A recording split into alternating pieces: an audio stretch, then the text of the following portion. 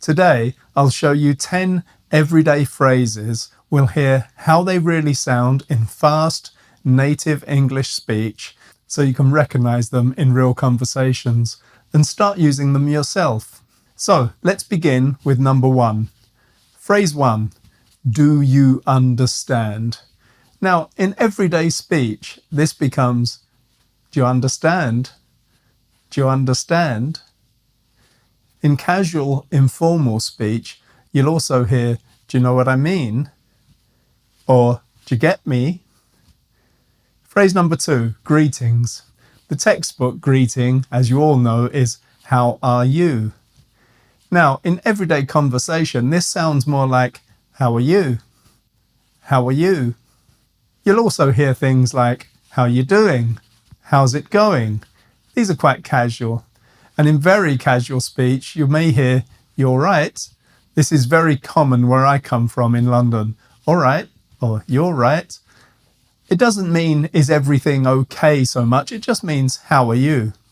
It's very common, but I'd be careful of using it. I wouldn't use it with anybody that I didn't know well. Phrase number 3, current activity. What are you doing? In everyday speech, this sounds more like, what you doing? What you doing? Or even, what are you up to? What are you up to means the same as, what are you doing? Phrase number 4, invitations. The textbook teaches us to say, do you want a coffee? Or would you like a coffee? In real speech, we often say, do you want a coffee? Shall we have a coffee? In everyday casual speech, we say, fancy a coffee? Fancy a drink? This is relaxed, friendly, and very common with work colleagues and friends. It's not really about wanting something so much. It's more like, shall we? So, you fancy a drink after work? Shall we have a drink after work? Phrase number 5, when you're leaving. Textbook English would say, I am going to leave, or I am leaving now. In real speech, we tend to say, I'm going to go. I'm going to go. And in everyday casual speech, we say, I'm off. I'm off. Or I'm out of here.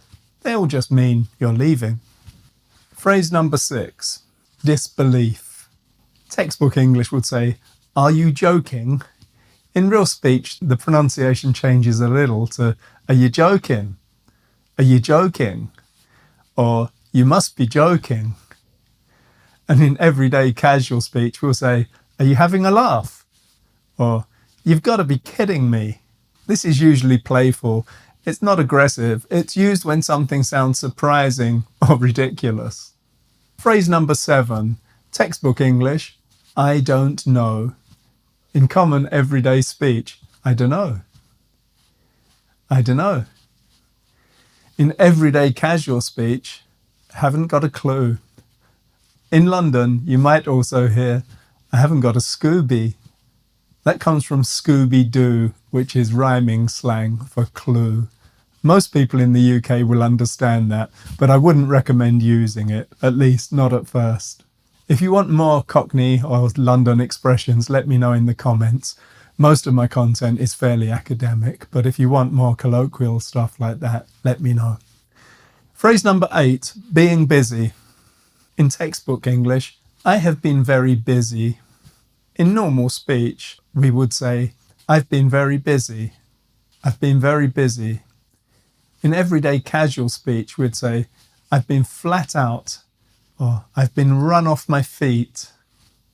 They all mean you've been very busy, you've had no free time. Phrase number 9, asking for help. In textbook English, we say, can you help me?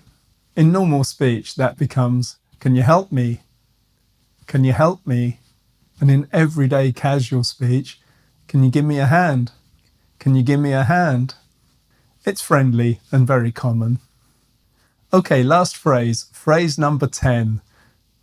This is a question tag, isn't it? In everyday speech, this becomes, isn't it? Isn't it? The first T almost disappears, isn't it? And in super casual, super informal speech, it becomes innit, innit. Now, innit is very colloquial. I wouldn't really recommend using it, but you will hear it a lot, particularly in the United Kingdom. For example, you'll hear cold today, innit? But I would say cold today, isn't it, is a much safer option to use. That's real speech. Just remember, very informal language is context dependent. Those middle options are usually the safest starting point. And if you want to go deeper, there are lots of videos on intonation, English rhythm, and connected speech on my channel, so subscribe to get access to all of those. Thanks for watching, and I'll see you next time.